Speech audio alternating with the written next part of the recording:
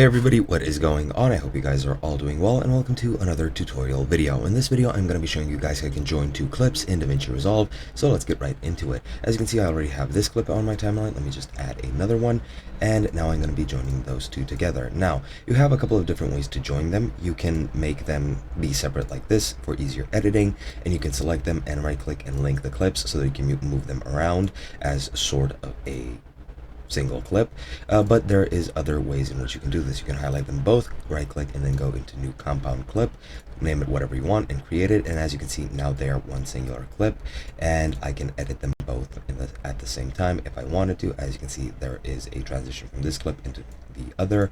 If I play it, as you can see, it looks like that. But there is also another thing which you can do. Let me just unlink them real quick. I just did a quick undo, but there is, as I mentioned, another thing you can do. You can also create a fusion clip.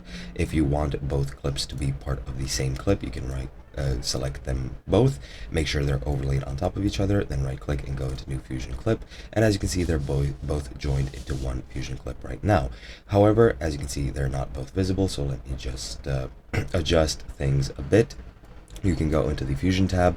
The one you want to be in the background needs to be below, the one you want to be in the foreground needs to be on top, and then you can do a couple of different things. You can go ahead and Control or Shift space and go to DVE, and as you can see, now you can modify the clip wherever you want. You can position it wherever you want, like so, and you can pivot it, rotate it however you want. It's really up to you, but that's the way in which you can join two clips in a fusion clip. And now if I play it, as you can see, they're both part of the same clip. And that's pretty much it. Hope you guys enjoyed, and I'll be seeing you guys in another video.